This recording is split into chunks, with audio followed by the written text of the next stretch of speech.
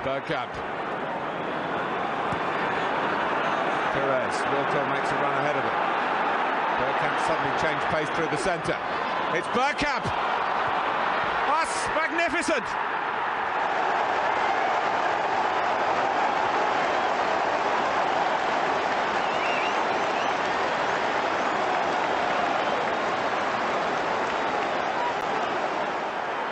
The move, and then this, which left Dabby's ass totally stranded.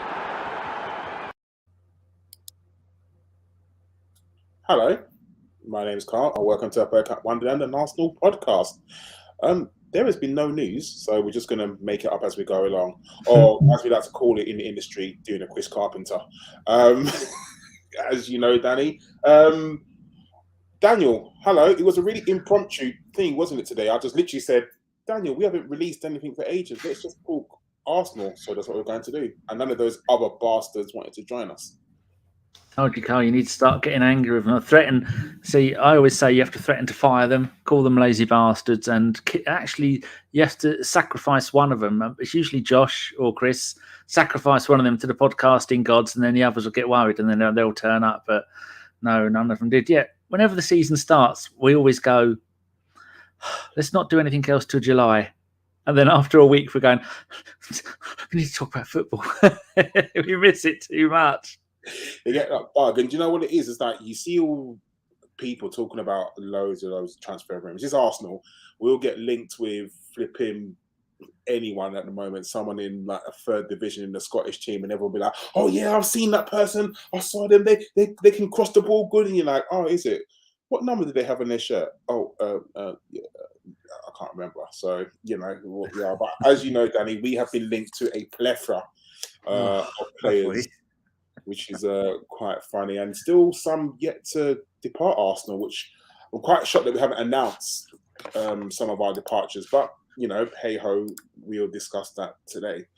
I guess we'll start with the one departure that we know is definitely going to go, and that is Andre Lacazette. His time at Arsenal comes to an end after 5 years. I'm kind of mixed on Lacazette on his time at Arsenal, whether it be a success or not. And you know, his career's gone full circle. He's going back to Lyon, which is going to be announced tomorrow, I believe. You know, it's I don't know. I'll let you answer this question first, Danny.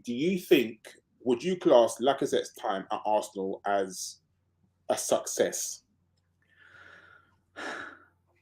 That's a really hard question because everyone knows my love for Lacazette. He's a beautiful bastard with a great beard, and it's been confirmed that he smells nice. He's a really nice bloke, and he should have been the future of goal scoring at Arsenal until Arsene Wenger went, "Oh, there's more toys in the toy shop. I'll have that one as well, please, sir."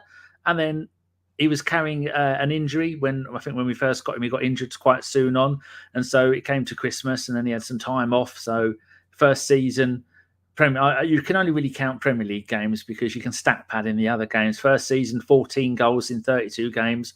That's not too bad in an Arsenal side that were having a big change around. Big players were leaving, taking a different route to doing stuff. Next season, 13 in 35. I think, well, that wasn't very good. I mean, 19 in all competitions. And then next season, 10 in 30. And we started thinking, oh dear, this isn't really working, is it? But he's supplying the goals for Aubameyang, and they've got a great partnership together. And we saw in the days of Ian Wright and Alan Smith that you can't always have two strikers banging in 30 a season. Alan Smith sacrificed his career to make Ian Wright look much better, to help him with the goals. The next season, a bit of an upturn, 13 in 31. You think, oh, here we go. He's on the upturn again. Arsenal are a team in massive reforming, and then last season, 4 in 30.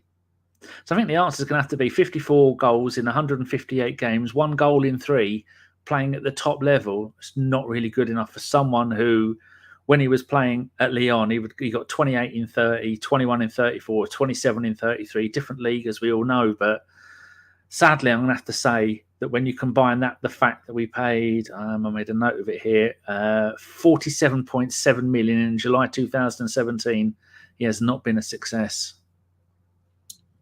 See, I'm going to have to agree with you, Dan. That's the thing, because I don't see Lacazette's career at Arsenal as a success. I'm not saying it was a complete failure, but if you think to when we came here, we had no Champions League football.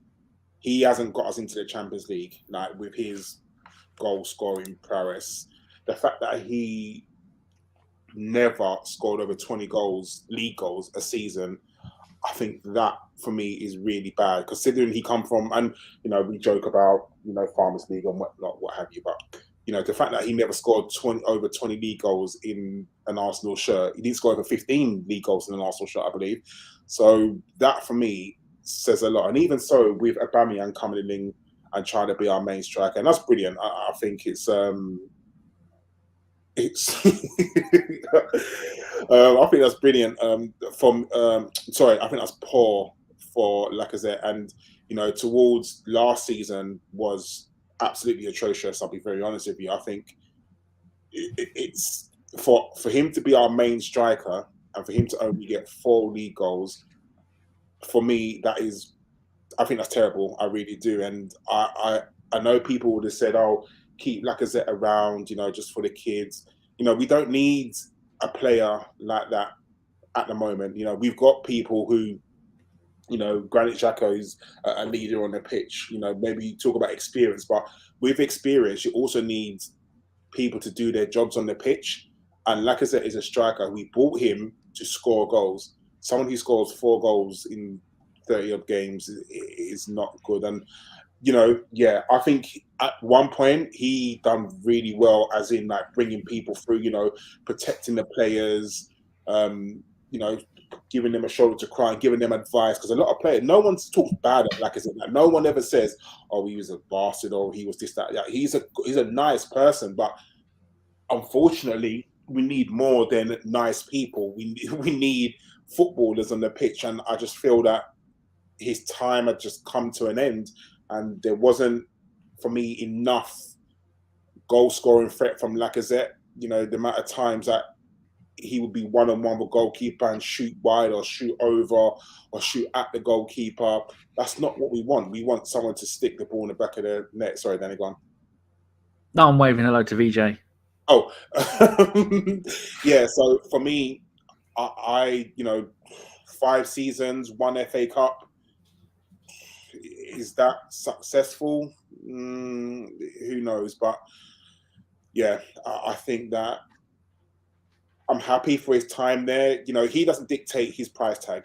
He never said, "I am worth this, that, and the other." I kind of blame Arsene Wenger for that, because we could have got him this season before for about £10 million less, didn't we? And we didn't pull the trigger for some unknown reason, because Mr. Arsene wanted him, and then the season after, added like 10 million or 15 million to his price tag. So yeah, what can you say? Like, thanks for the memories, but au revoir. Take care. Like, it's no one will ever have a bad word to say about him, but I just think like Noza says here, for me, the fact the French national team are still playing Giroud ahead of Lacazette says it all. Giroud has just won the title, as we all know, with AC Milan, and he's 35 years old. Giroud was 31 last week. I mean, the bloke's playing like he's 38 years old. And remember, someone said, I don't know who it was, but someone said on a podcast in January, maybe February, what will come first, Lacazette's next Premier League goal or Lacazette leaving the club? And we all laughed and thought, what a stupid thing to say. He didn't score a goal when he left the club. That is so sad. Yeah, but like Guna's pod said, it's football. Time for an upgrade. That sentiment has no place in football, and that's how we got ourselves into trouble for many, many years. Let's give them another contract. Let's just keep them there. Let's just keep them around and see what happens. Those times, I think now we need to just move on and kind of be a little bit ruthless. Maybe we did want to stay on less money and, just to take a back step. But obviously he doesn't want to do that. He's going to go to Lyon. He may start or not. Like, I don't know if this is a direct quote, But I think it's a bit cheeky for him to say, I want to play in the Champions League. Like, don't we all? Exactly. But if you can't even score goals in the Premier League, like, how are you looking to go and play in the Champions League? But you know what? If he's got ambition, then go be it. If he thinks that he may go to Lyon, score a few goals, and maybe get a look in for the French national squad, I can't see it personally myself. Like, I don't think Deschamps likes him at all. But, you know, while he's playing in France, if he's playing week in, week out, and Deschamps looks at him and he gets, say, I don't know, between now and November, I don't know, 6, 7, 8 goals, he may get a look in. Personally, like I said, I can't see it at all. Not with Benzema, Mbappe, and Giroud as your 3 strikers that you're probably going to take to the World Cup. I can't see him, but maybe he's got ambition. But you know what? There's nothing wrong with ambition, nothing at all. But for me, just, I don't want to speak bad of Lacazette, but I just don't think at the time what we needed a goal scorer, and sadly he wasn't that for us. And I don't know why. Because like I said, it's not like he can't find a net, because in France he was banging goals in. But I just think that the pace of the Premier League, it shows to some people they think they can come over and do it. And I just think with Lacazette, he could not do it in the Premier League. But, you know, like I said, thanks for the memories. He scored some really good goals, some important goals. You know, from my memories, it springs to when we beat Wolves this season. That goal was really important for us because it gave us belief to think that we would make top 4. The goal against Tottenham 2 seasons ago when he made it, I think it was like 3-1, when he scored with his left foot. That was a really good goal. He scored another goal against Tottenham, a volley, I believe. That was a fantastic goal. And also, one against Liverpool where he kind of rounded like a few players and scored in the top corner. That's the Lacazette we wanted, but that was sadly few and far between that we got from Lacazette. We didn't get that constantly, and I think that ultimately was his downfall. He ended up being our 33rd highest goal scorer with 71 goals, same as Ray Kennedy, one behind Ljungberg on 72. Then there's a few others: Sanchez 80, Perez 84, Aubameyang 92. And it's going to be a shame. And he'll go there, like you said, he'll go back to France, and he's still got 3 or 4 good years on him. He's never really was a player that relies on pace. But I think it sums it up perfectly, Karl, where you said he was missing open goals. He didn't have that killer instinct. He changed the style of play. 7 assists for a striker this season is pretty decent. But even when you try and stat pad that and go, well, that's 4 goals and 7 assists, that's 11 goal involvements. No, I don't like goal involvements. You score goals or you get assists, one or the other. And yeah, he really didn't even really do much of that after. Who else are we going to look at? I mean, we want to stay on the striker thing. Though it's not been officially announced yet, Nketiah is supposed to have signed a new contract, but no, it's not been announced yet. You happy with Nketiah staying, Danny? Yes, I do like the boy. He's a Hale End product, and we've seen for the England under-21s that the Balogun Smith Rowe thing is working perfectly. He scored 3 goals in his last 2 games. 2 of them were assisted by Smith Rowe. All of these lads all grew up together. That's part of the reason why ABW is such a nice place to be, because we're all friends. Now, we all would probably be all right on other podcasts, but we get on better together as a group of 13 of us because we've been doing it for years. And so when you've got other players, and we might be able to bring in other players at the same kind of level as Eddie, but you've got to look at the fact that Eddie and Smith Rowe and Saka and maybe even Reece Nelson and Maitland-Niles and a few others, they've all been Hale End boys, as we keep going on about. And that has got a little bit of something extra synergy when you've been playing together since the age of 15, 16, 17. I have got a list somewhere of the number of games that the Smith Rowe and Saka and that all played together at various levels, but that's too boring for anybody to care about. But yes, it's nice to have him there. We saw at the end of last season, all those bloody onions. Don't put onions in food, you scumbags. That he scored 2 goals against Chelsea. He scored against Leeds. I remember saying towards the end of the season, I'm not sure if he only scores goals against teams that have let him down, because he was at Chelsea and then he was on loan at Leeds and both didn't work out. But we definitely saw that he has something that we didn't have at the end of the season. And for to be able to drop Lacazette, who was only 30 at the time, I think he was, towards the end of the season, he's still 30, to drop your £47 million 30-year-old striker and give him no more chances and play Eddie for the rest of the season.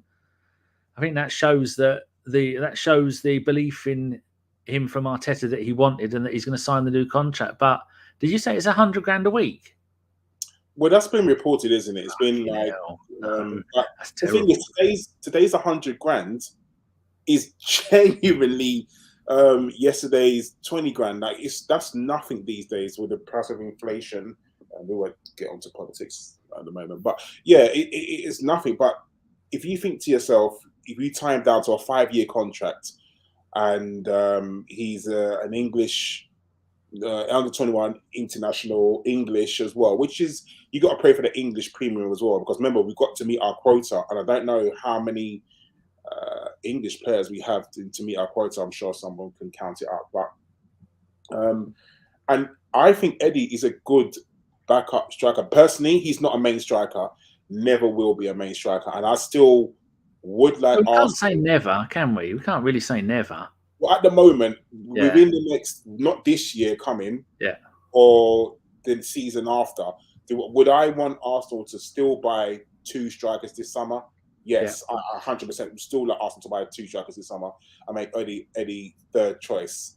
Whether you can pay someone $100,000 and make them third choice, I don't know. And whatever Arteta and Eddie has said to him, where they said, you know what, we are looking at a main striker. We're not going to lie, but you'll be the second striker. They're going to lie to him. I don't know. I still want Arsenal to have 3 strikers personally, because if you're looking at this season, which is going to be the most fucked up season in the world, like it's going to be worse than 2020 season and 2021. This season's going to be so weird because games are going to come thick and fast, because we're going to have Premier League games, every single UEFA Cup game or Europa League, game, back to back.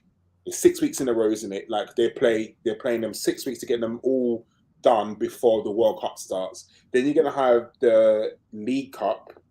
Then you're going to have the break for the World Cup.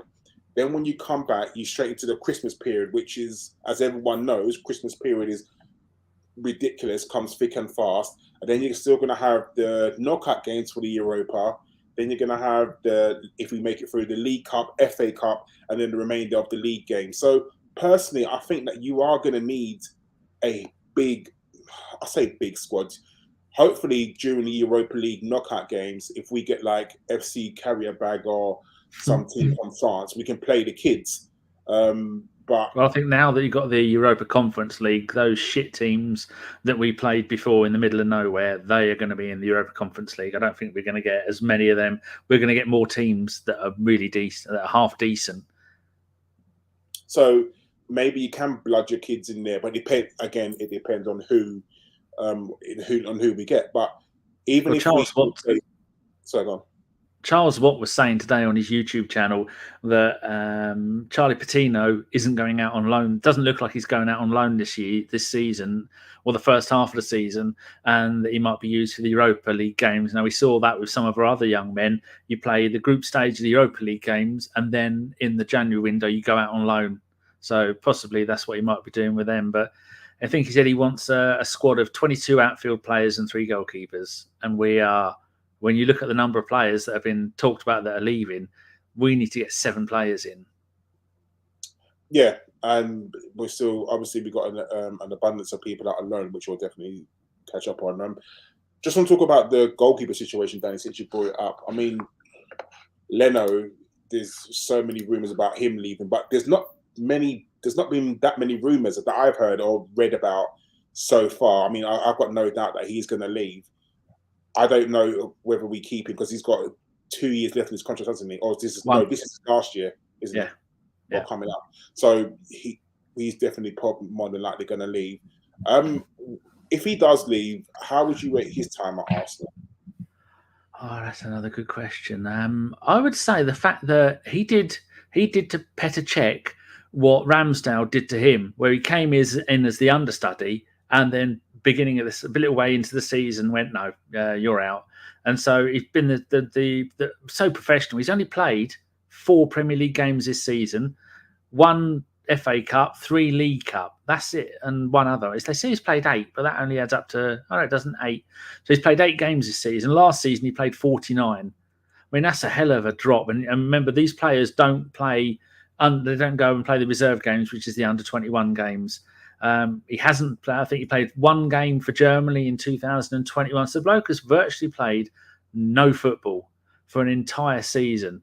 And when he did come in, I think he came in and he did well. Personally, I think he should have played a little bit more because Ramsdale has been a little bit suspect at times this season. He's gotten a little bit carried away. It's like parents' evening at times when your parents are at the school and you start showing off because your parents are there. That's how Ramsdale has been a little bit erratic coming out of the box and doing stuff. So I'd like to have seen him playing more games. There's no way that Leno can stay at Arsenal. He was 30 in March. He's got probably another 5 or 6 years left in him. Going back to Germany would probably be a good idea. But there was links of him going to, I think it was Benfica or Sporting Lisbon, or no, it might have been Benfica, saying that they're after a new goalkeeper and he was possibly going to go there. I thought that had all been announced and done, but apparently no news yet. But things aren't going to get done. Like the Lacazette deal, he can say he's going to sign for whoever he wants, but until the 1st of July, I don't think he can. The contracts. Your contract with Arsenal is up until the 1st of July. I think usually it's the 1st of June, but it might have been slightly longer because last season the season went on into July.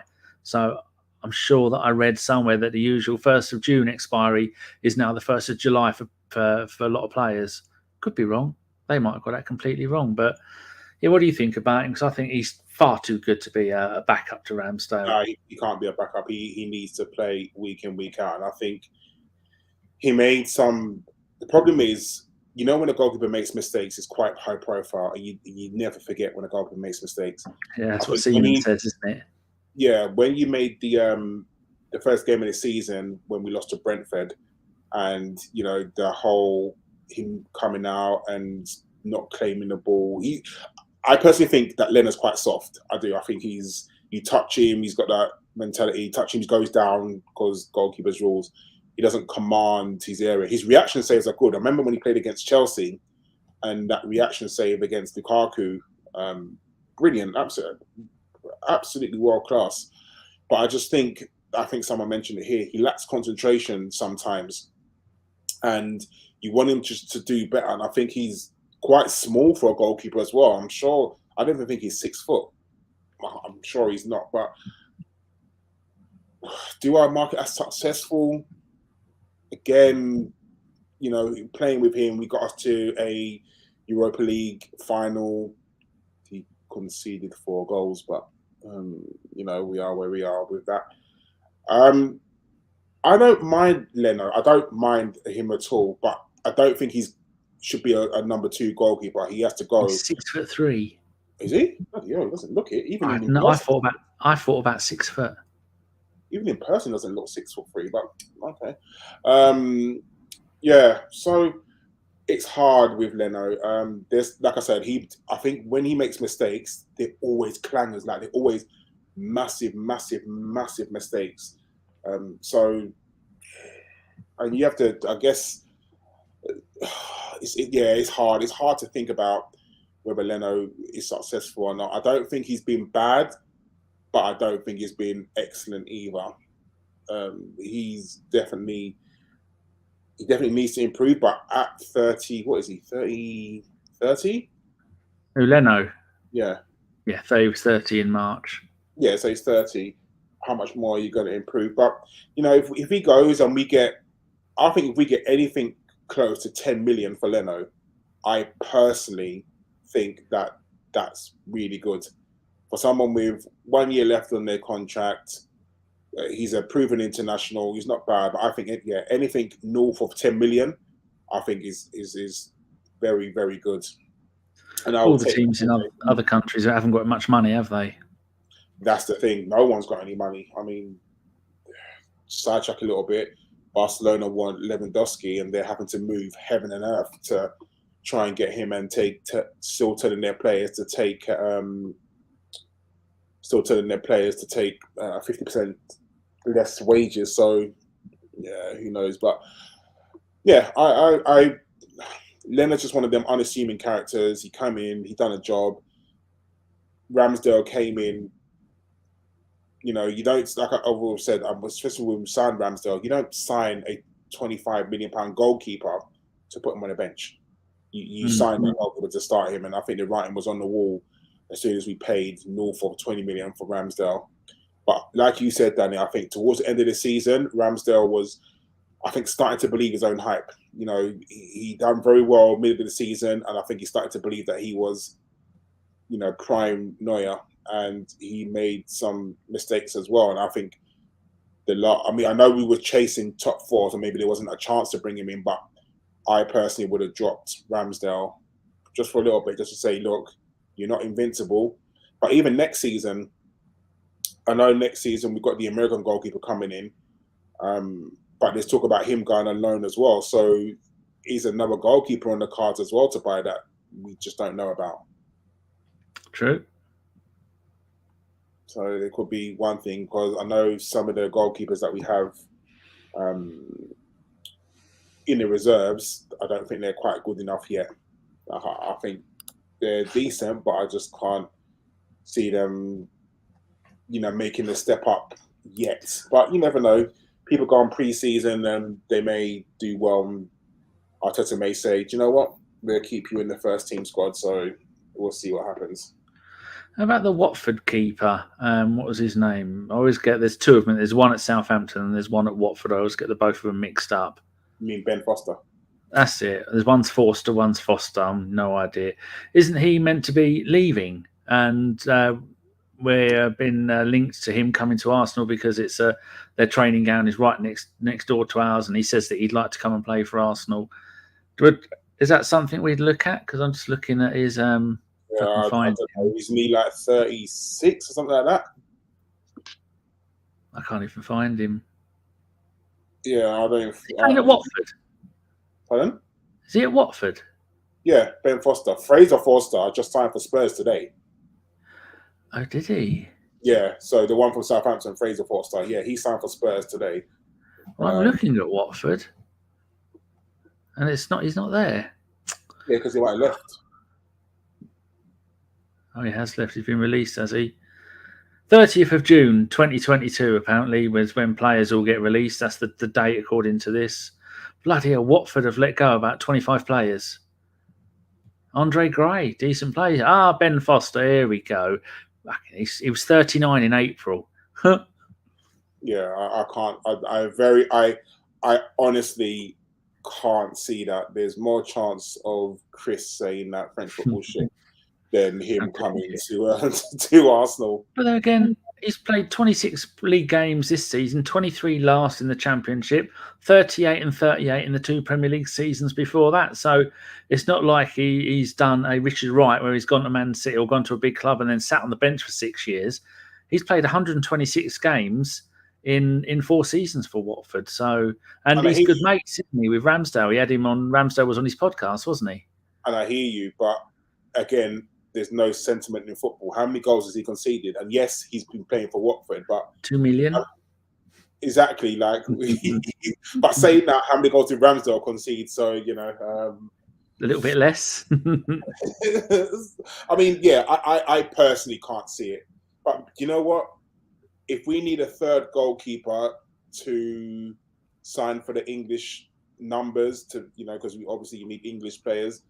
If you're going to come in and, like someone said, do a Richard Wright to say, come in, sign for us, but you will never play for us, ever. Like, I think Richard Wright signing for Man City in 5 seasons, I think he's played like 3 games. So, and the only reason why they signed him was literally to keep his to keep their English quota of players up. So, yeah, I can't see Ben Foster coming to us, and Turner, the goalkeeper that's coming in. I mean, if he comes in and stays, brilliant. And he'll probably play the Europa League and the League Cup games. and give Ramsdale a day off. But I do think Ramsdale needs to be challenged, because him just thinking, I'm number one, I'm never going to beat this place, so no matter what mistakes I make, I'm always going to play. I think that needs to change personally myself. Good. Like waffles, but that's what we need. Watford cast off. That will get us Champions League. Oh, we haven't had Mr. Waffles on here for a while. He's built himself a guitar. He's built himself a new desk for where he does his podcasting from. I say podcasting when he does it with us. And he's been quite disgruntled with life. He even had his hair down the other day in his Instagram. He's a good-looking fellow, but bloody hell, he needs to be taken to the sheep shearers. Oh, God. Oh, gosh. Danny? Karl? Did you know that we've been linked to a Manchester City player? Shut up. Because they're all going to come. Oh, they're all going to come here, aren't they? Especially if you double their bloody wages. But Danny, the thing is, not just one Manchester City player, two Manchester City players. Or 2.5. Keep going. There's rumours Sterling swap for Saka. He's not fucking coming. Gabriel Jesus. Those rumours don't seem to be going away. So I think the likelihood of us signing him is probably about 70%. But as normal, when Arsenal are interested in a player and someone's leaked it because clearly the agent wants to run up his price to get him more wages, apparently Real Madrid are now interested and Spurs apparently are interested. So there's all these clubs coming out the woodwork saying they're interested, which I personally think is agent talk, all agent talk, just to run up his price of a player. What do you think of if we did sign him? And it looks like there's a high probability that we might sign him. What would your reaction be to us signing him? It's a statement of intent where you're buying players that are better than anything you've got at the moment, which is very important. We were paying Aubameyang 350,000. No, we weren't. £280,000 a week. We were playing Ozil 350 grand a week. Meanwhile, this bloke's got 4 Premier League titles in 6 seasons, and he's on 100 grand a week. That just shows players will go for a lot less money to a club if that club's successful, which is why we're having to pay them a hell of a lot of money. We've got someone new here, a name I don't recognise, Jack Pomfret. If we get a goalkeeper who is pretty solid, get Sam Johnson from West Brom if he is happy to take a second spot. Free transfer as well. Isn't he a England goalkeeper, Karl? I'm sure there's... Bloody hell, I didn't know that. That's a good spot, Jack. Looking at his stats, there's 2 strikers. I'd like him. He's only 25. He was 25 in April. 19 goals in 56 for Brazil. Not mucking around there. Like my mum always says, Karl, and I'm sure your mum says the same thing, you can never have enough Gabriels at a football club, can you? Mum's always said that. Good, that's what I thought. This season in the Premier League, 8 in 28. Last season, 9 in 29. But this has been when Man City don't play with a striker, do they? Season before that, 14 in 34, 7 in 29, 13 in 29, 7 in 10. I remember when they first signed him and he was banging in the goals. Yes, if we play him, we'll be playing him as a striker. Remember when we were linked to him and everyone's going, he doesn't really score goals, and then he went on that bout of scoring loads of goals. Yeah, he's got like 5 goals in this game, didn't he? We thought, oh, hello. He's done more in that one game than Lacazette has done in the entire bloody season. So I think the gist of it is, yes, he is young, he's hungry, and he's got the experience of winning stuff, experience in the Champions League, and I don't see how it couldn't work. And if he only wants 200 grand a week, which is, I think, the maximum we're going to pay anybody because we've had our fingers burnt before, it has to be done. I may not like having other teams. You have to question someone, why are you coming to Arsenal? And then they signed Haaland, and we went, now we see why you're coming to Arsenal. I mean, yeah, he knows that his game time at Manchester City is going to be absolute minimal with Haaland coming in. You know, they're either going to play Haaland as an out-and-out striker, and they've also signed another one from Brazil, haven't they? I can't remember his name, but they've signed like 2 strikers. And this one that they signed from Brazil is meant to be like the shit. Like Man City. Yeah. They signed another striker. He's meant to be like ridiculously good. Quite a young man, I think it is. Julian Alvarez. Kayaki? No, Julian Alvarez. Oh, he's Argentinian. They got him from River Plate. 14 million quid. And he's Bloody meant to be ridiculously good. So I'm surely they're looking at him as his game time is going to be like depleted 100%.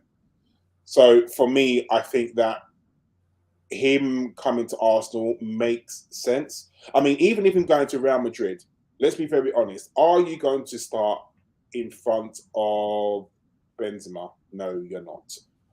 Are you going to start in front of the other striker? I can't remember his name now. The other striker? No, you're not. So you come to Arsenal and you say, you are going to be the main man. No, we are not in the Champions League. But with you, we will get there. Last season, we missed out because we didn't have a striker. You are the missing piece to our jigsaw. And then people will be like, oh, okay, you know what? We'll get it. And if you talk about doubling his wages, let's just say he's on 100 grand, and you say to someone, you know what, we will double your wage. From one to, I mean, put it this way, no footballers flipping struggling at the moment, not signing their money with their money. But let's face it, like if you're saying to someone coming to London, and London's still a big draw, you know, no matter what, it's still London. So you say to him, you can either sit on Man City's bench and be third choice striker, or come to Arsenal and be first choice striker. Like you will play week in, week out. You will be the main man at Arsenal. What would you like to do? I'm very sure he's going to come to Arsenal. Whether other teams, like he's not going to go to Spurs. Let's be very honest. Even if Spurs in the Champions League, you're going to play second fiddle to Harry Kane. Like you're not going to start, and Heung-min Son as well. So come to Arsenal, get us into the Champions League, and you will win the trophy. Because if we go balls out for the Europa League, I think there's a chance that we will win it.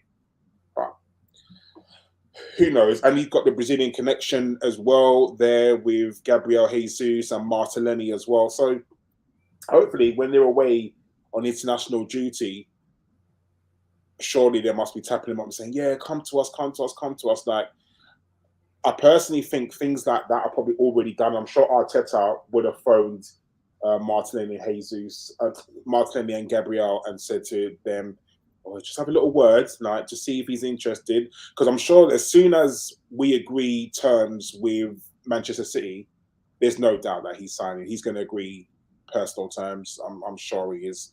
But I think there's just, I've seen reports that we're like 10 million off. I think they're trying to want something like 55 to 65 million, and we're willing to pay 40. And considering he's only got one more year left in his contract as well, we shouldn't pay too much. I mean, for me, Danny, I think 40 to 45 million is an even price for someone with 1 year left on their contract. Don't you? Yes, I do. That would be a pretty good deal. There's this website called capology.com, and they have verified finances. And Jesus' finances have been, it's got the little tick saying it's been verified. He's on 90 grand a week. He's on, I think, 9.36 million. No, it's not. No, that's the other category. 4.6 million a year. And he is the 17th highest earner at Man City at the moment. I think if you... How's that there? Oh, annual. No, hold on. Let me change that to annual. De Bruyne is on 20 million, Grealish 15, Raheem 15, John Stones 13. And you go all the way down to Gabriel Jesus, who is on 4.6. So he's about the 13th highest. 90 grand a week. He knows his future is done. He's still young enough to make a hell of a difference at a club. And like I said, he'll be starting all the important big games. And we have got a bloody good chance of winning stuff. So I like it. Yeah, I think he'll come in, and if he's sharing the pain with, I mean, you think if you're a defender and you've had Gabriel Jesus running at you all game, and then you could bring on someone like Eddie Nketiah, who again is someone who runs, you're going to think, flipping hell. I do still think that we really need a tall striker, because with the amount of crosses that flipping Suarez and Kieran Tierney put in the box, you need like a tall striker. And we've been linked to a tall striker. I can't remember his name. Is it Nunes? I want to say the one that plays for in Portugal. Yeah, Darwin Nunes. Yeah, so we've been linked to him as well. But I think there's a plethora of clubs that have been linked to him. I think Liverpool have been linked to him. Yeah, that's the ones today I was reading. They want him. Yeah, so let's face it, if you're picking between Arsenal and Liverpool, even as an Arsenal supporter, I think I know I'd rather go. But hashtag Heyman here. ECW rules, by the way. It doesn't. I didn't like ECW, but you know what I mean. I've got hundreds of WWF trading cards, all from the 80s and 90s. I'm flogging them all on eBay, people. Anybody need look at these, Karl? I've got about 100 packs of top trumps that I collected from the 70s and 80s. These two little beauties. One's the World Cup one, and one's just top trumps that one. Loads of them. I've got packets of stickers, Karl. I found 49 packs. The last pack available ever on YouTube, on eBay, went for about 27 quid. So I've put mine up for 75 quid a pack. 49 of them. There's some collector out there that would bite your hand off. That's really rude then, but bite your hand off for it. True. Let's get back to the football. Right. The other, we need, do you agree big man, little man is the best way to go forward when it comes to strikers? You need one of each, don't we? A big man, little man, and an Eddie. I think so. I 100% think so, because if you know, like I said, you think of Suarez and Kieran Tierney, how much time they just pump crosses into the box. And sometimes, you know what, you need to go long. Like sometimes you really do just go long and make sure that people have a different way of playing against us, because it's very easy to play against Arsenal, isn't it? If you isolate their striker, it's very, very easily to play against us. So I personally think if we did have a big striker who you pump balls into the box, and then you have a runner, like people wouldn't know how to play against us. So that's what I feel we need. And like you said, then an Eddie coming on and doing something different. We need that. Plus, Jesus can play wings, which is important. Yeah. Eddie can play wings, but he's not brilliant at it. But he's an up and coming young player. But the two main strikers that we've been linked to that are both huge is the one we all love, Tammy Abrahams. Apparently, he's a gooner. I didn't know that. They were talking. Darren Bent was talking. I've started listening to Talk Sport again because Darren Bent's on there. God, Manchester Rovers boy, grew up in Huntingdon just like I did, yeah, so he was saying that Tammy Abrahams is a gooner. That is lovely. But during England, when England were training last week, you could hear audio of him doing training, and he went up to Trent D'Arby and said, I'll be joining you lot next season, or something along those lines. You can actually hear what he said. So we were linked to him. He's had a magnificent season at Roma. And like hashtag Heyman says here, go for Scamacca. I've watched him play for Genoa and Sassuolo. He's a really good striker, similar in a mold to Ibrahimovic, but agile too. Someone that the ball can stick to and a threat in the air. Now, we all know about my love for Serie A football. He is a cross between Giroud and Ibrahimovic. He is an evil bastard. Anyone who's got their necks tattooed all the way around their windpipe, you know not to fuck with him. He's 6'5". He's 23 years old. He's 23 years old, 6'5", so he's still a growing lad. This season in Serie A he's on loan from Sassuolo. He's had 4 seasons on loan. This season with Genoa, 8 in 26. Last season in Serie B with Ascoli, 9 in 33.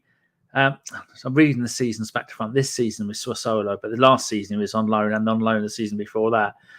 5 games for Italy, hasn't scored yet, but people just go into YouTube and look at some of the stuff he does. It's almost like playing sensible soccer. The ball is stuck to his foot, and when he's got a massively powerful shot to him, he's great in the air. He's really quick for a bloke who is so tall.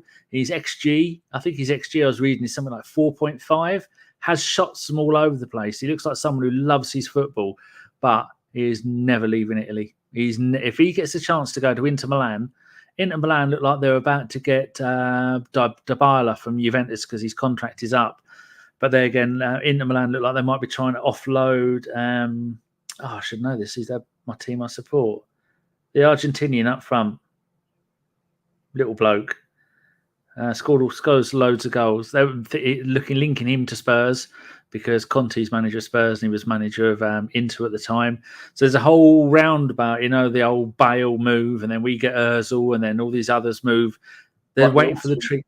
Huh? I'm also looking to try and get back Lukaku as well.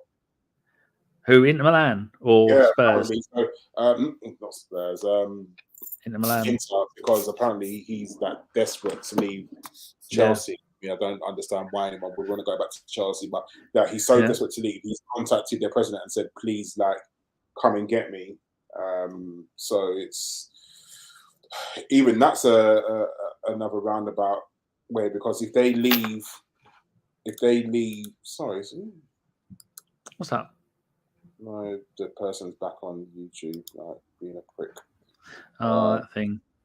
Do you know how to block it?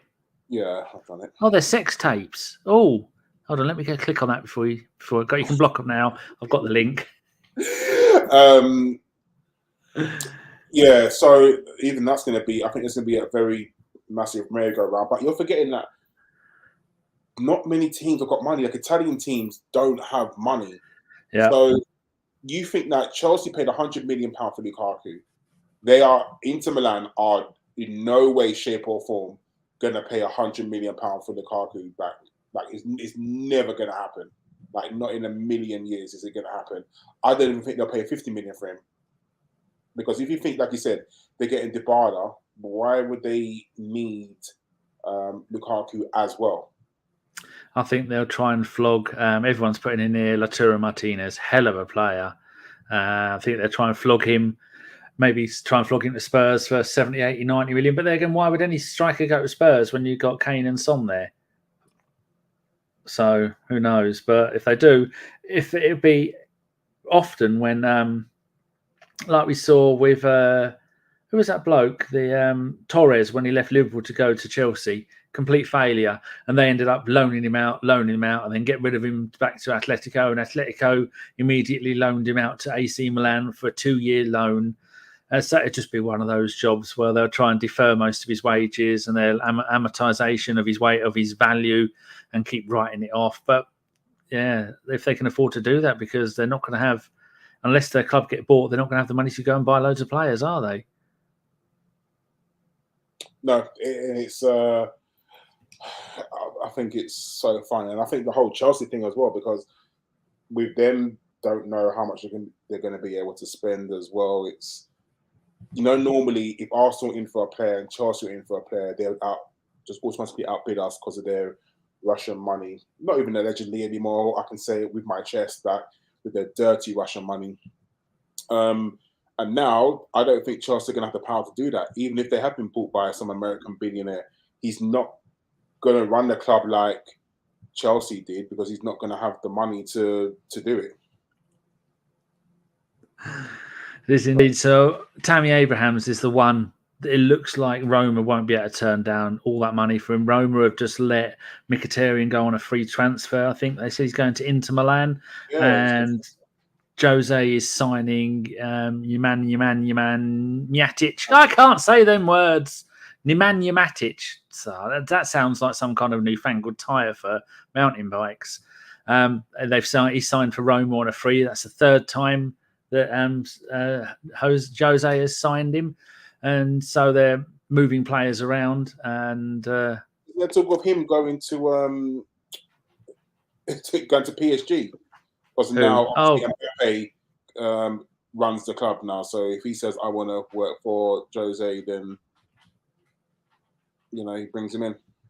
Well, if they want to win that Champions League and bore everybody to death, at least it keeps Paris quiet if they do get him. But he is trying to build something there, and he's proved a point by going to Roma, winning the European Conference League, the first ever winners of that, and now he's the first manager ever to win all 3 trophies in whichever guise they were, like the European Cup and the Champions League are the same thing, and things like that. But my choice, I'd love to see Tammy Abraham at the club. He's English.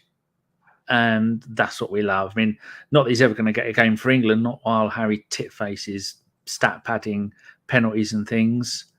So I nearly blocked Phil Macker then. That'd have been sad, wouldn't it?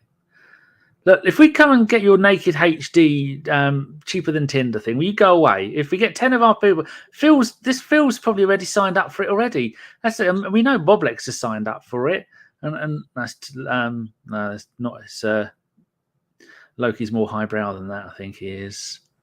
But what would be your choice if you had to get a big, well, 2 strikers? Gabriel Jesus, definitely. He knows the Premier League, 100%. And I don't claim to know a lot about this Nunes person. So I don't know. But I do think we need a tall striker. I really do, because we can't just play one way. Little striker into feet. Like, sometimes we need to go a different way. So I definitely, if Nunes is the answer, then 100%. Yeah. They're insistent. For people at home, there's this someone keeps trying to spam the YouTube, and they got no end of accounts. They keep saying, click on these links. Maybe we should just go and have a look live on air and maybe not, Danny, because I feel like your computer will shut down and there'll be some sort of virus, and we don't want all your naked pictures being leaked over the internet, because someone will start an OnlyFans with your naked pictures. Well, there's only 2. That's all the internet can handle. So I'd go for Jesus and Abraham as well. And all we need now is to get Victor Moses back, and we'll have the gang back together. Oh God, could you imagine? Oh dear. So what other positions? We definitely need centre mid, don't we? We need a centre mid, 100%. And Yuri Tielemans seems to be the person who we're being linked to as well.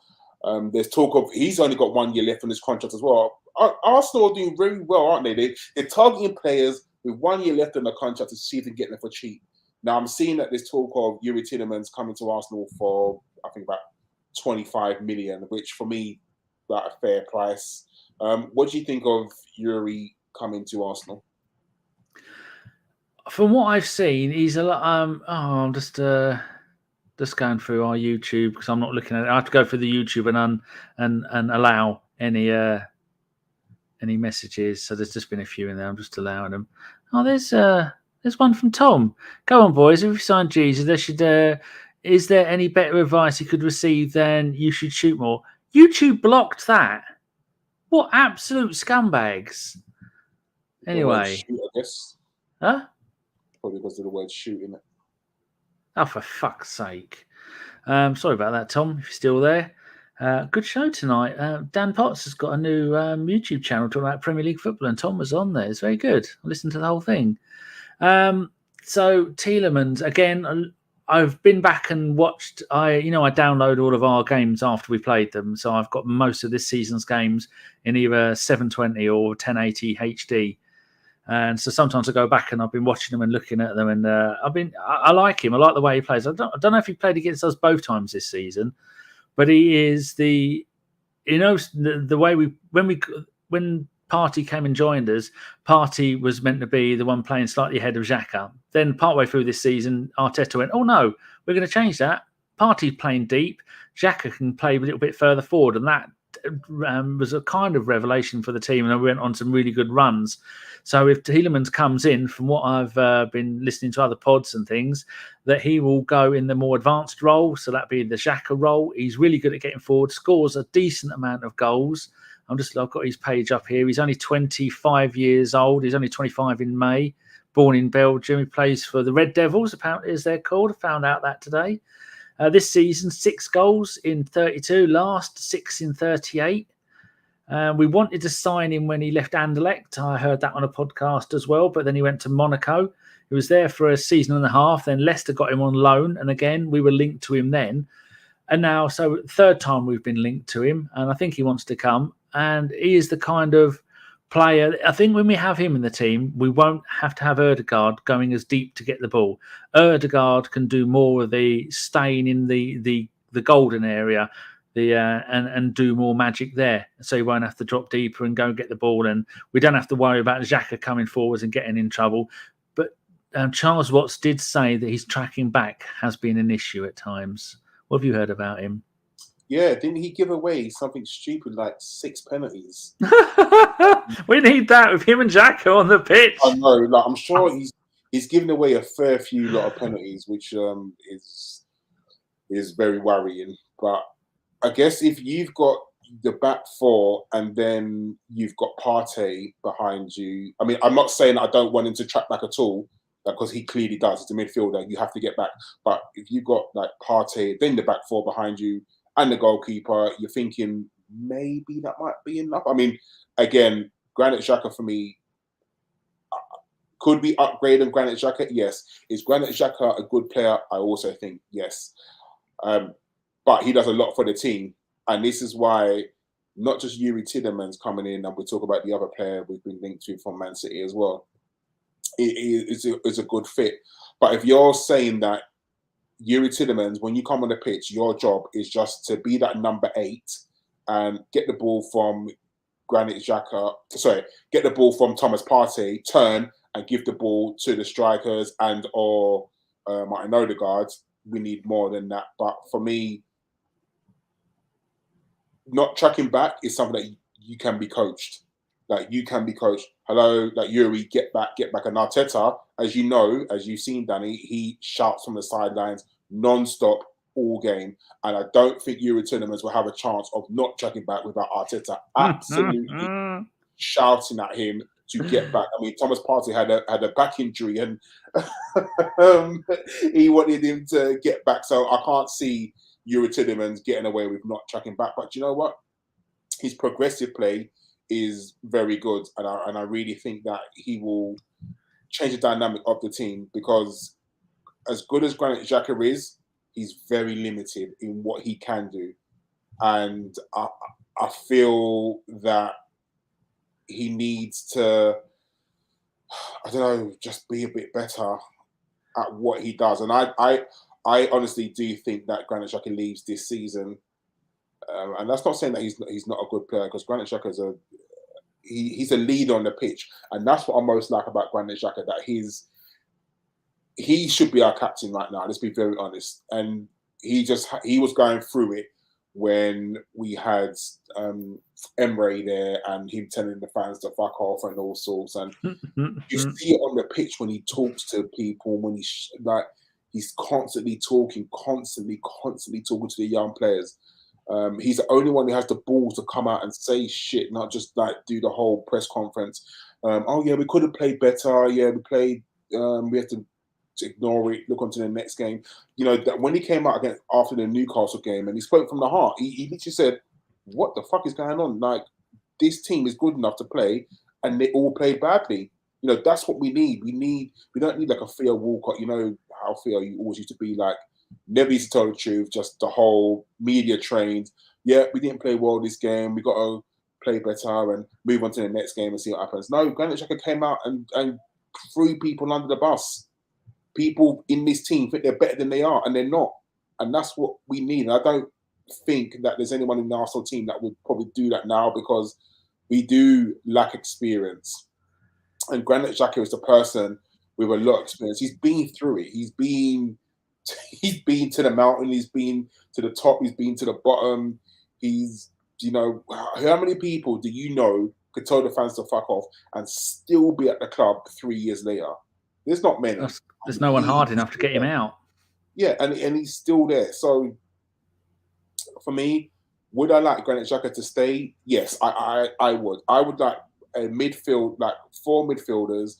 Imagine we had Tielemans, Partey, Lokonga, and Granit Xhaka. That for me would be good enough for our centre midfield party to play all those games. Because even if you played Lokonga and Granit Xhaka in the Europa League, because you're going to need an experienced person in the Europa League if we're going to play the kids. You know, he's going to guide them. So I don't know. We'll see. Because every year he's linked to Roma, and every year he ends up staying.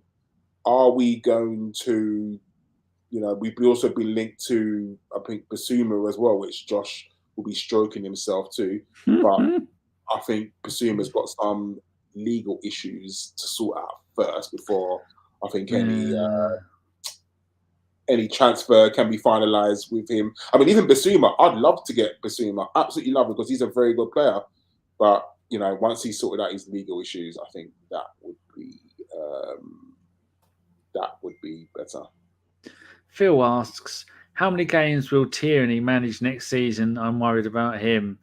That brings us on to the other Scottish fullback. Is it Aaron Hickey or something Hickey? Yes, the person from Bologna.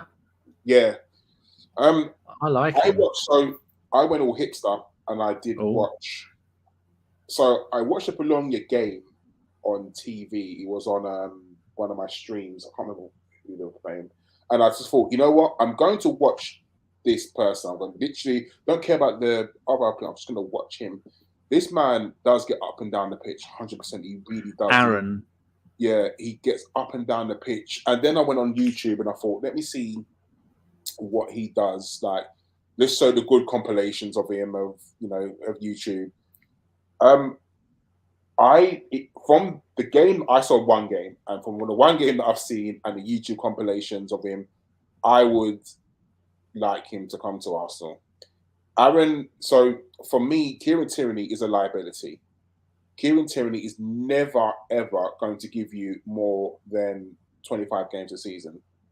Danny, can you see how many games he's played since he signed for us, how many games he's played for us, all competition? Because I personally don't think he's played more than 30 games a season for us. 24, 38, 25. Oh, sounds like a nice girl. Wow.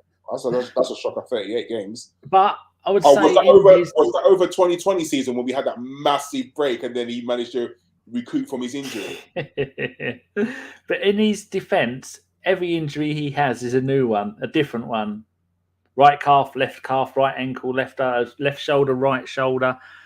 So I think it's because he's so hard. That's the reason. Or because he doesn't wrap up properly. That's probably why. But yeah, so for me, I just don't... Kieran Tierney is going to be a liability. He's never, ever going to give you... in a 38... You think this season, we had no European football, and all he had to do was play 38 league games. We got knocked out the FA Cup first game and the League Cup. Kieran Tierney couldn't give us a 38-game season. And even when we needed him, at the back end of the season, we really, really needed him. He was injured. Not his fault, because you don't plan when you get injured. It happens, innit? Shit. But I just can't... I don't want to get rid of him, but I just don't feel that Kieran Tierney is going to be the person who we can rely on. Because every game, I believe that he's probably being nursed. Every game he plays, he's probably straight on the treatment room thinking, right, what hurts? What do you need to be iced? Do you need to go into the cryo chamber? Do you need a massage? It's worrying. So I do think we need a backup left back, and we talk about the left back now. Nuno Tavares. I'll be honest with you. I'll get rid of him. I would get rid of Nuno Tavares tomorrow, because I know people will say he's young, he's raw, he needs coaching. Has anyone seen anything from Nuno Tavares to think that he'll be a good left back? Because that's why we bought him. We bought him to be a left back. He's not. He's not good enough to be Arsenal's left back. If you want to make him Arsenal's wing back or attacking midfielder on the left, yeah, you could say that's where his strengths are. But tracking back and defending, no, not at all. Not at all. And there's talk of him going out on loan, and I would love him to go out on loan and absolutely tear it up. I'd love him to go on loan and tear it up, like literally play week in, week out and gain experience. And he's another confidence person, isn't he? He's a very good... When his confidence is high, he plays well. When his confidence is low, I mean, I don't know if you saw the podcast of him the other day when he was saying that his confidence got knocked.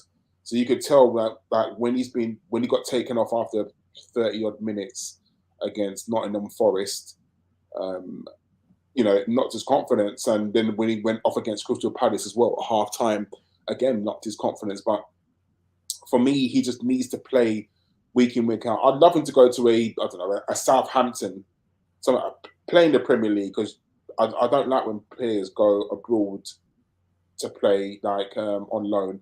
Because even though you're playing on loan, you're not playing against the teams that we're going to be playing against when you come back to Arsenal. So if he does go on loan against even a Nottingham Forest, I can't see him going Nottingham Forest if I'm really honest. But Nottingham's a shithole. Don't go there. How about him as a Demsek says? How about him as a left winger? Because he does look good going forward, doesn't he? Yeah, but then again, he still panics, doesn't he? When he gets into the final third, he panics. I don't know. I don't want to just give up faith on Nuno Tavares, but I just don't think that he's. I don't know. This whole thing about being Arsenal quality, at the moment, is he there? For me, no. And if we got an offer from him, I would bite your hand off for it. I really, really would, because I just don't feel that he's, like Stefan said, he's got no composure. I feel like he just panics, or he just has brain fart moments. You could watch games with him, like all of last season, and you can see there's a mistake every single game he plays. And yes, he's young, I understand. And you think to yourself, okay, it can be coached out of him. Yeah, it probably could. And that's why you need to probably send him on loan to say, okay, we're going to send you on loan. Listen to the manager. This is what you need to do. You need to do the basics first. If you want to be a left back, you need to learn how to tackle. Fuck going forward all the time. Yes, the modern day left back goes up and down the wing, and that's fine, and I understand that. But fundamentals, like tackling, that's what you need to do. So, yeah, and this Aaron Hinckley, if he can play left back and right back, for me, that would be absolutely wonderful if we get him in. And he's been playing a lot at left midfield as well, the latter part of the season. And he can play left back, left wing back, left midfield, he can play anywhere down, but any of the sides. Much like Saka, comfortable in almost any position, which is good. And he's Scottish, so that's good for. I always think it's important if you've got people from your own country at the club with you. And we've seen that over the years where we've had people from the same countries, be it African countries or Bergkamp and Overmars, wherever, all the French lads, that you get more of a team then, because they're your mates. Even with like Tony Adams and Seaman and Dixon and Winterburn and all that lot, all playing for England and Wrighty and Merson. So I think that helps a little bit. It's always nice to have some of your fellow countrymen at the club. Yeah, so I definitely want him. Yeah, I would definitely take him. But another left back we've been linked to is Zinchenko from Manchester City. But there's a lot of talk in the press as well. I don't know who leaks all this shit, but probably Carpenter. That we're gonna, if we do sign him, we're gonna play him as in a midfielder, which is definitely different because he hasn't played too many games for Manchester City in midfield. I think every game that he's played for Man City, he's played at left back. But let's be honest, when you play on the wings for Manchester City as a fullback, you're pretty much playing the other team's half anyway, the amount of times they attack. So you don't. Well, they only paid 1.7 million for him from Ufa, which I think is a Ukrainian team. But I'll go and have a look at his thing and see what positions he's been playing in this season.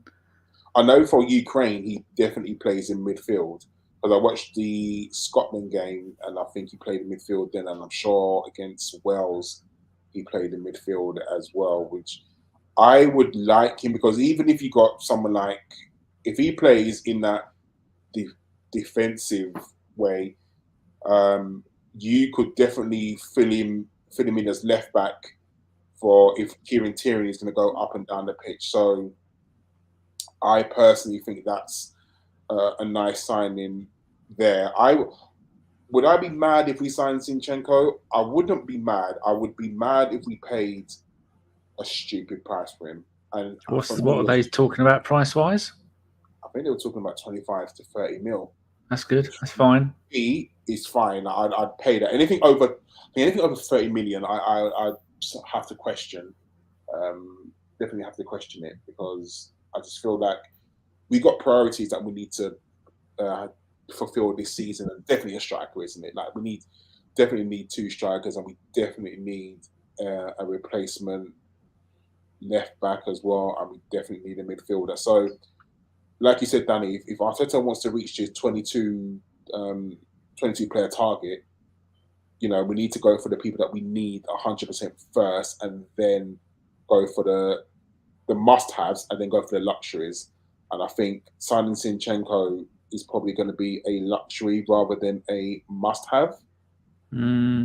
26 games at left back this season, 5 assists, 1 game in central midfield, which was against at home against PSG, and that's it. So, yeah, like you were saying, every game he's played this season has been at left back. But yeah, if you can't afford to go and spend 25, 30, 35 million on a player like that until you've got all your other players in place. Going and getting a Hickey is good because he covers everywhere. You always need your Jules Gramanda, your Remy Gards, your Perry Groves, players who can play in almost anywhere.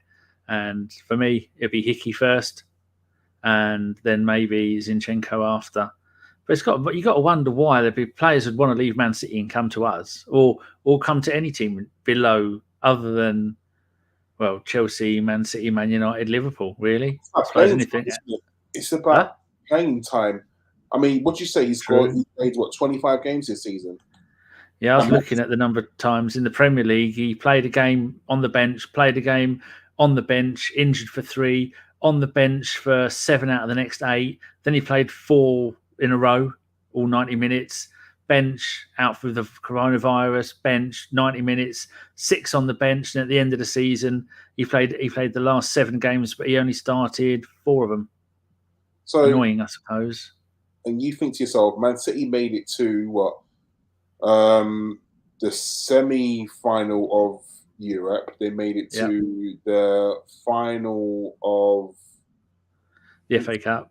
No, semi-final of the FA Cup and 4th round against West Ham of the League Cup. So, yeah, if you say to Zinchenko, let's be honest, like, Man City you're not going to play for Man City. Come to Arsenal, and one, you're going to get a pay rise. Let's be honest. I'm sure Zinchenko is probably not on more than 100 grand. I'd be very surprised if Zinchenko is on more than 100 grand. So you say to him, come to Arsenal, we'll play you in midfield. You will start in midfield. You're going to get games. You're going to play in Europa League. We're going to play you in so they haven't made it. Sadly, Ukraine haven't made it to the World Cup. So, you don't have to worry about. He's on 20 grand a week, confirmed. 20 grand a week. So he comes to Arsenal and you pay him 25 grand a week. With double his wages, no problem. Even if he doubled his wage and then even added on something. So let's say you gave him 90. No, 50. Don't want to spoil him. What pay rise is later, won't he? 20 grand a week. Wow, that's. It's amazing how glory will keep you at a club for fuck all. I mean, when was the last time we had a first team player who was in his mid-20s on 20 grand a week? I think that probably would have been I don't know, Gilberto back in when he first signed for us from the Brazilian side. You think to yourself, you come from a Russian club, he probably was paid 2 grand. If he was lucky. Yeah, so, double his wages and add a little bit more. Like, why wouldn't you? And I'm sure, not that FFP bloody is a thing anymore, but I'm very sure Man City are going to want to make some money. Definitely. But don't know why. They've got to take on Newcastle, haven't they? They need all the money they can get. This is true. But you're right what you're saying. Like, it's why would you want to come to Arsenal? Let's be very honest. Why would you want to come to Arsenal? But that's the job of Arteta and Eddie, to sell the club to these players, to say, look, this is the reason why you should come to Arsenal. You get to play in London. You're going to play every game. You're not going to play a big part like you do at Man City. Yes, you know what? You play at Man City and you're guaranteed to win trophies. Like, let's be honest with you, you are. But at the end of the day, you know, you've won the Premier League this season, but what did you contribute towards that? You was on the bench for so many of them, like seeing your team play, and you lifted the trophy. Okay, but don't you want to be part? You want to play week in, week out. It just depends on whether you go there for the money. You know, whether you're going to be a Richard Wright, where you're happy to collect your 25 grand a week and just chill on the bench and know that you're never ever going to play a game ever, or you want to actually play football. So, you know, would I be mad if we signed Zinchenko? No, I'd actually quite happy if we signed him. So I can't say yay or nay otherwise, if that makes sense. How about Demsek says here about Reece Nelson and Maitland-Niles? Personally, I'd love to have them both back at the club. Reece, the second half of this season was fantastic for Feyenoord. Started by coming on from the bench, then played a few games, then made himself a first teamer, getting assists and the odd goal. Maitland-Niles, so we could save ourselves 25 million by keeping Maitland-Niles at the club. I think he'll have gone away and realised I got into the England team playing for Arsenal as a right back, right wing back. I could, and then look at the season just gone and gone, I could have played 35 games for Arsenal that season. If he had any sense, he'll come back and go to Arteta, I'd love to be a part of what you're planning and I'll play wherever you want me to play. And he'll go, yeah, Roma. I think he's really that the grass ain't always greener, isn't he? Because he went to Roma. I think he started like the first game. He probably thought, I'm going to be a first teamer. And then his game time dried up, didn't it? He didn't play much for Roma at all. So the grass isn't always greener. I feel like he always tends to go away, thinks that he's better than he is. Even when he went to West Brom, you know, after a while, even Allardyce saw that he wasn't that good. So after a while, you've got to just be like, okay, do you know what? Maybe I just need to humble myself, see that I'm not at the level that I think I am, and just play where the manager wants me to play. Whether he's happy to come back, and he's not going to be, let's face it, if he comes to Arsenal, he 100% will not be a starter. And no matter what position he plays in, you know, is he going to be the backup right back? Is Suarez now in that position? Is he going to be another midfielder? If we sign Tielemans, we keep Xhaka, we've got Partey, Lokonga. You know, there are so many players that may be in front of him. So what do you do? Who knows? Maitland-Niles, I personally don't see him staying. I think that there'll be clubs. A pittance we'll get for him. Yeah, I think maybe one of the, even Fulham, maybe Fulham might think, we need someone with Premier League experience. Will we get him? We'll see. But I don't see him staying. As for Reece Nelson, I think when you go away and you're playing week in, week out, it's very hard to come back to your parent club and not play. And is he going to get in front of Granit? Sorry, is he going to get in front of Saka? No. Is he going to get ahead of Martinelli or Emile Smith-Rowe? Probably not. If Pepe does leave, which is talk of him leaving, you know, will you be the backup right mid to Saka? Who knows? You kind of get what I mean. So for me, I would like Reece Nelson to stay. Whether he does or not, again, I can't see it, because if you're played week in, week out, got to the final of a European competition, and then be told you're going to play backup to Saka, yeah, I don't see him being accepting of that. But you look in the under Emery, the Europa League run. I mean, how many games do you think Reece Nelson, Maitland-Niles has played for Arsenal? All comps. I want to say probably about 75. 132. 72 Premier League, 13 FA Cup, 15 League Cup, 31 Europa League, and 1 Charity Shield. So you look at that season where we had that run. He played 32 games all season, 20 in the league, and then 6 in the Europa League, and then 6 in the National Cups. And so there's a case there. I mean, he played 28, then 30, then 32, 21, and last season he only played 11. And so we do need players for those early rounds of the Europa League where he could be playing every game, because we are almost going to need 2 squads for the first part of the season. Like you said at the start of the show, we're going to be playing every Saturday, every Sunday, every Thursday 100%. For the first half of the season, up until January, when we get past the group stages of the Europa League, and then we start playing the big boys, the ones that have dropped down from the Champions League. And so we need players. So, but I'd love him to stay. I think he's a really good player. I mean, he went and got 5 caps for England during that, from the way he was playing, all in 2020. So that would have been that Europa League season and the beginning of the next season. And the FA Cup. And he's only 24 years old. He's 25 in August. I'd love to see him come back, but I don't think he will. No, I don't see it. I think we'll probably cash in on players like that, like Reece Nelson, Maitland-Niles. If you can get, do you remember was it Wolves that offered like 20 million for him and we didn't accept it, and then he didn't play at all until we loaned him out, didn't like? So that was like us fucking him over, and I'm sure he's been told sweet little lies too many times for it to say, you know what, I just don't believe you anymore. Like I really don't. So you're gonna have to do something else about it. So we'll see. I think with him, it's an attitude, not even an attitude, because us here sitting here can't speculate on what he's like. But clearly, every manager he goes to has some sort of issue with him, whether it be Arteta.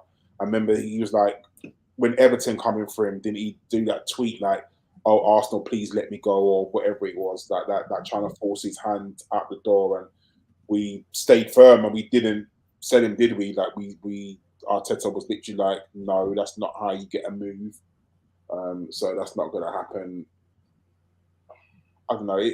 We seem to have a lot of players with baggage in it, because even with Guendouzi, I mean, Guendouzi is definitely not going to play for Arsenal again. I'm sure that's done, hasn't it? He's definitely staying at Marseille. So his time is gone. But a player who went to Marseille, Danny, and has confirmed, well, he said he's happy to come back, is Big Willie Saliba. Like, yep.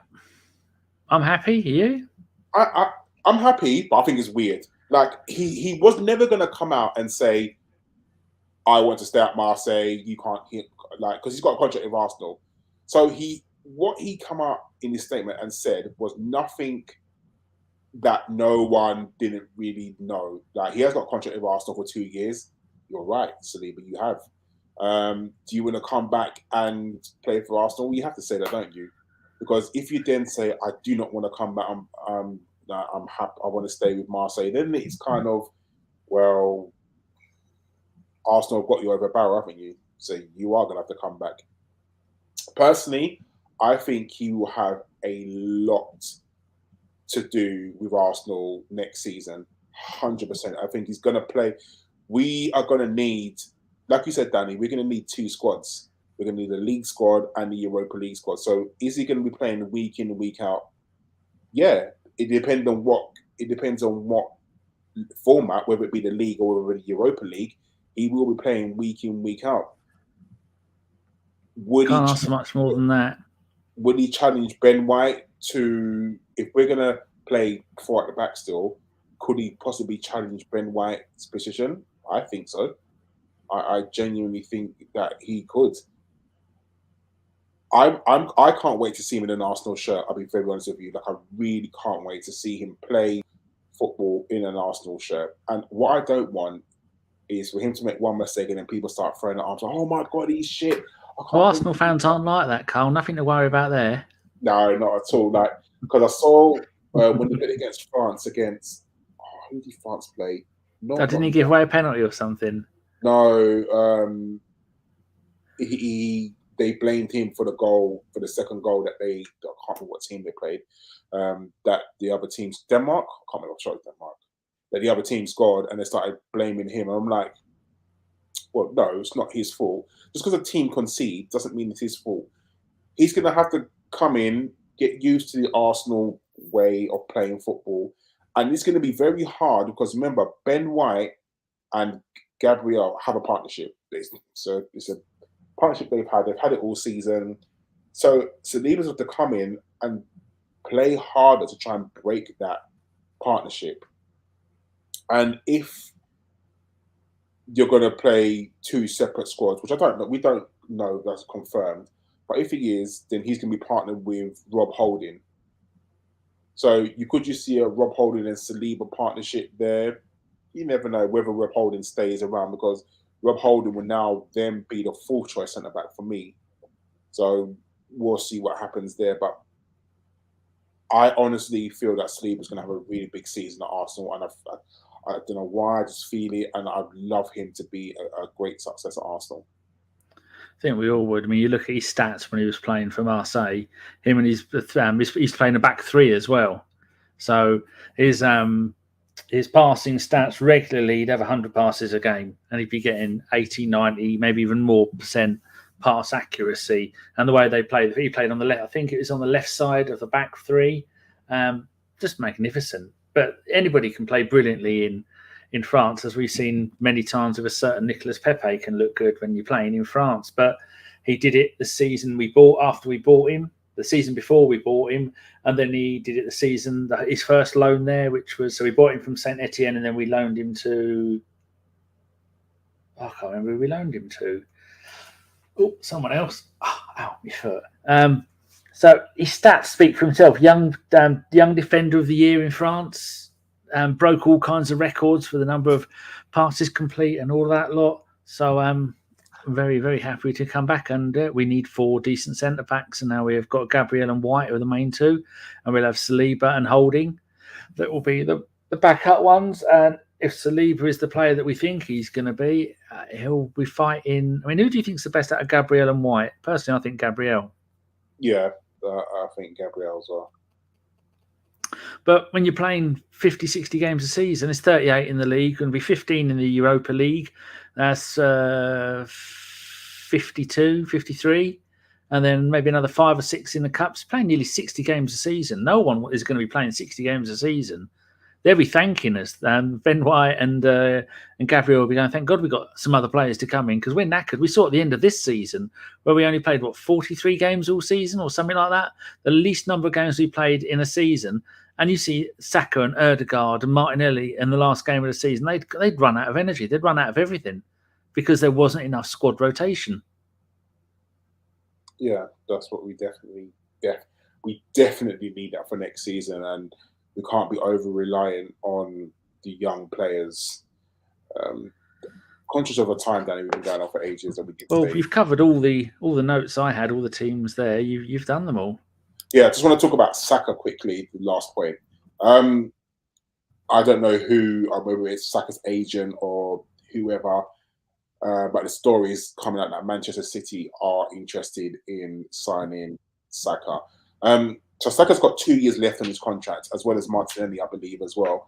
And I believe Arsenal's policy now is, if you've only got 2 years left in your contract and you don't want to sign, we are going to sell you. That's the Tim Lewis method, isn't it? Because he's now in charge of all our contracts and stuff. I think we spoke about it on the last podcast we did, Danny, that whether Saka was going to sign or not. And I said that just the fact that he's come through our academy, I don't think it's enough. I think he wants to win trophies. He wants to play at the highest level. You know, he's in the England squad and he sees people like Mason Mount and he sees people like Jack Grealish and he sees, you know, those sort of players who he probably thinks, I am better than you, but I'm playing in the Europa Cup. I'm not winning the trophies that I should be. Whereas I'm not worried about Saka leaving, I don't think I'm as confident as everyone else is about Saka staying, because I do believe if you he's got 2 years left in his contract. I think by the World Cup, if you're looking at him and thinking, right, Saka, but put it this way, talk should have been happening straight away. He should be signing this summer. And if you go to his agent and you say to him, we'll make you the highest paid player at the club, we will give you £250,000.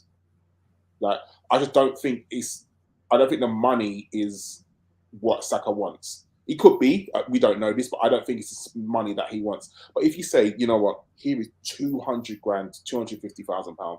Yeah, but then where do you go next time he needs a little tickle under the chin? You can't give him more than that.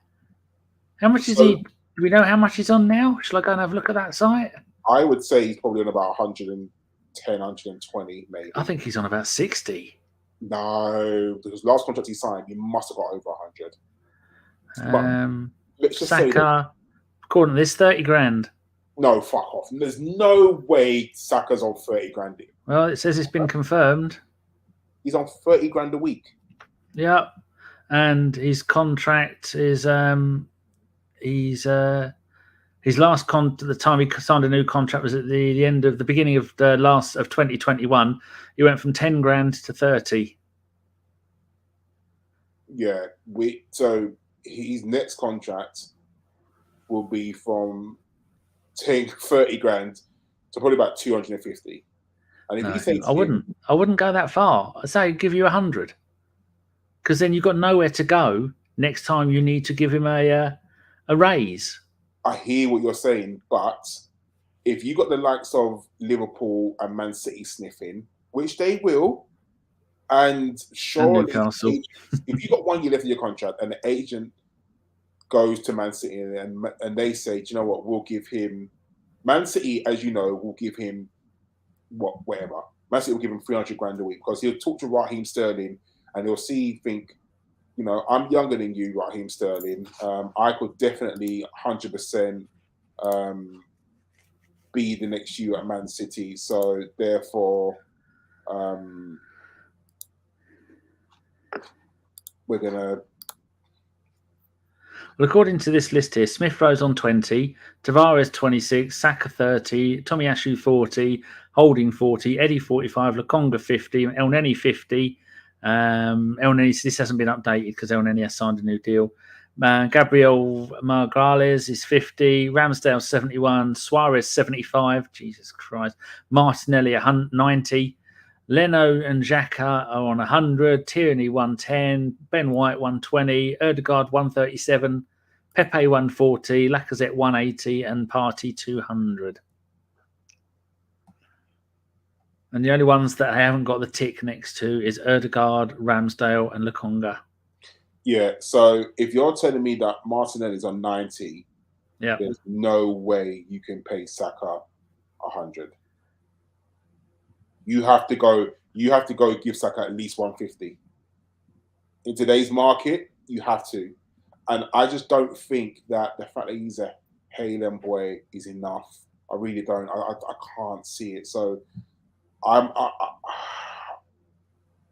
personally would put more emphasis on giving Saka a new contract than probably over anything, because at a certain time, if he's not going to sign, you then have to sell him, Saka. You have to sell him.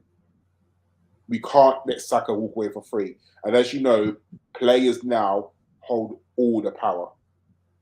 Like, every single power they have. So if I'm Saka's if I'm Arteta and Edu, sorry, I'm saying to him, look, I really want you to stay. We will build this club around you. You are a future captain of this club. This team will be around you because you are the best player in this team. And then you say to him, we need you to sign. But if you're not going to sign, tell us, and we've got to sell you. We have to sell you, because we can't risk you walking away for free. Can't happen. It can't happen. Not at all. So, you know, I think that is... Getting a striker is a number one priority. Signing Saka, I personally think this summer has got to be number two. It says here, because that was only for last season, so I've done a little goggle on it. And it says Emile Smith-Rowe signed a 5-year, £5.2 million contract with the Arsenal, including an average annual salary of £1 million in 2022. Smith-Rowe will earn a base salary of £1 million a year. And this was a little while ago. Still says he's only earning 20 grand a week everywhere I look. So he's still young, but they will both need. But that's the way it works, though, isn't it? Other clubs have had problems because a young player comes in, has a couple of good seasons, and they go, here we go. Another one says Arsenal are going to double his wages. This was April 2022. Smith-Rowe is due to double his 20 grand a week wages with a new Arsenal contract, according to ESPN. And also Martinelli as well. Martinelli's only got 2 years left of his contract, and Jurgen Klopp absolutely loves Martinelli. Like, Jurgen Klopp will take him tomorrow.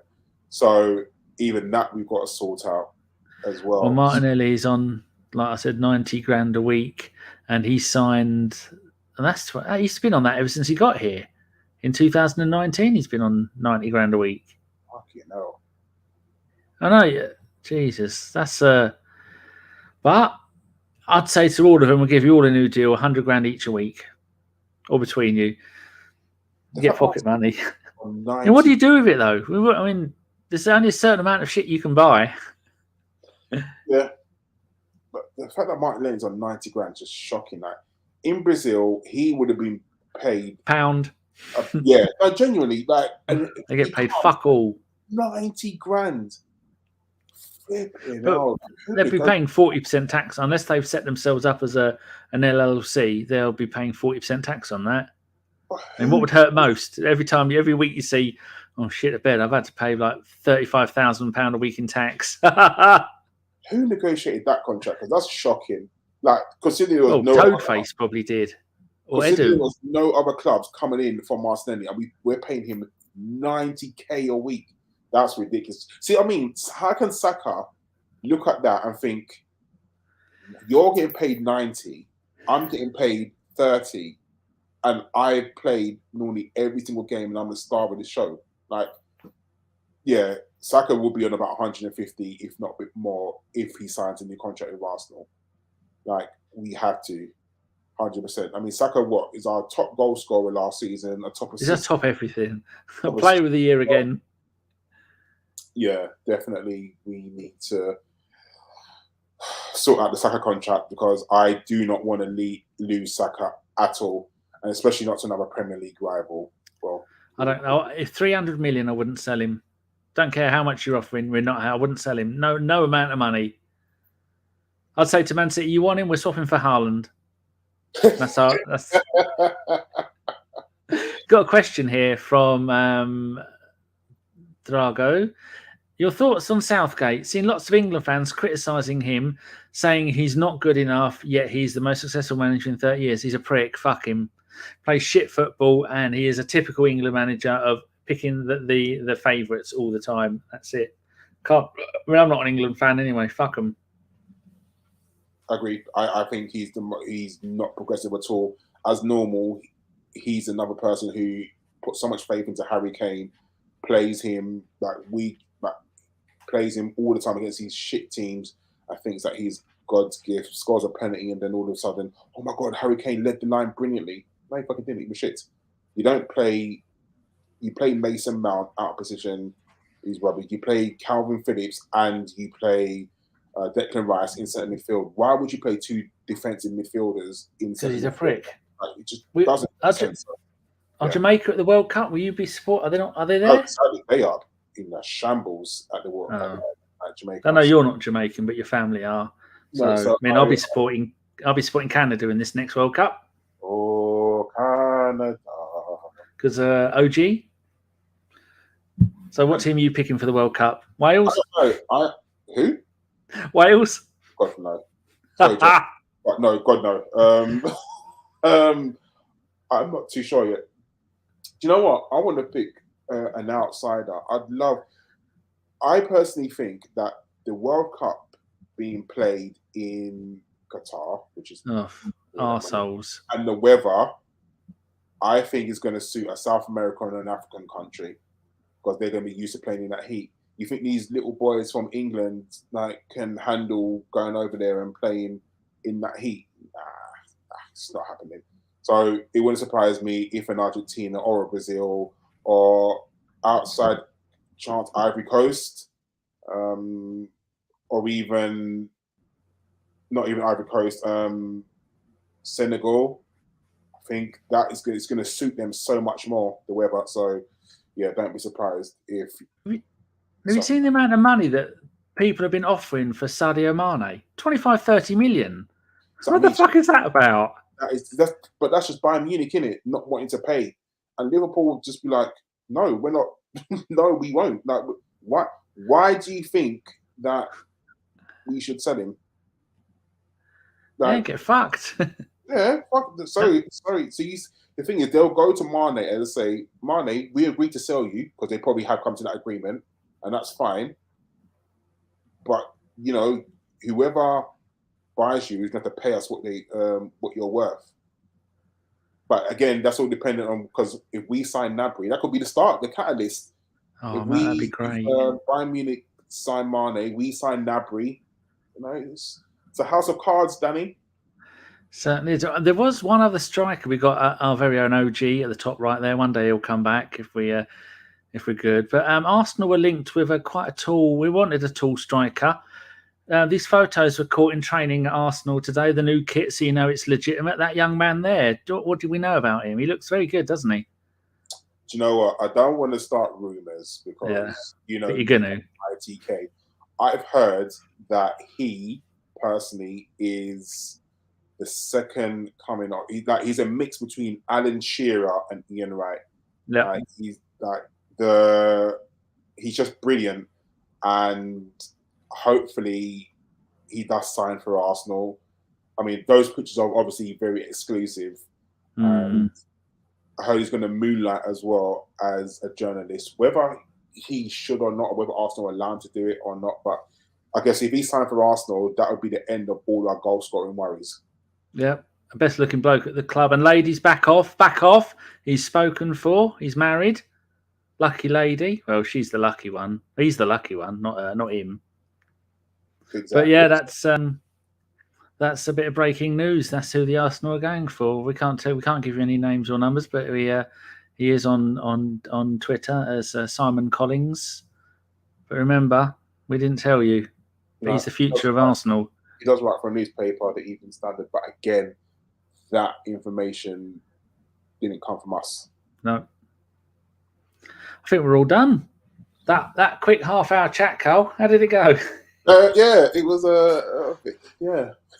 But you know what? Do you know what it is? Like you tend to miss talking about Arsenal because we don't see them, that we're not playing anymore. But they'll be back soon because this pre-season is really, really coming quickly, isn't it? Like the summer break is not very long until they're back into pre-season, traveling to America, playing. I can't remember who they're playing in America, but they are definitely playing in America. They're playing in Orlando, aren't they? I think we're playing Chelsea and an Italian team. Yeah.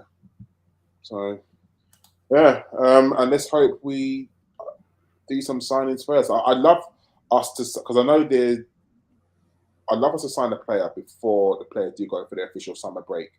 Whether it would be nice. Tielemans over the line or Gabriel Jesus over the line, it'll be great. But do you know what? This is why we love Arsenal. This is why we go on Twitter and see all these transfer rumours every single day. And we get ourselves excited, and then we see another club being linked with a player that we're excited about, and then we'll automatically say, "Oh, they're shit. We didn't want them anyway." So it's all good. But yeah, we just have to remember one thing, people. Unless you heard it from Simon Collins of the Standard, it's bullshit. Exactly. It's bullshit. Warning, unless Timon tells you, or Charles Watts, it's bullshit. Karl, turn this shit off. Right, everyone, thank you for coming in and listening to our little chat. It was absolutely brilliant. Thank you to all the people that are normally here: Stefan, Loki, Phil, Mr. Waffles, Noza, everyone, Thunder. You know, you're all brilliant. You all keep this channel going. Much appreciated. Please give us a thumbs up, because it's really good when you do it. Thank you, everyone. And if we sign anyone, I'm very sure we'll do another very, very, very quick podcast to say, welcome to the club, Mr. Names to be announced soon. So thank you, everyone. Take care, and I shall see you later. Take care. Bye-bye. And always remember, #FuckEllis.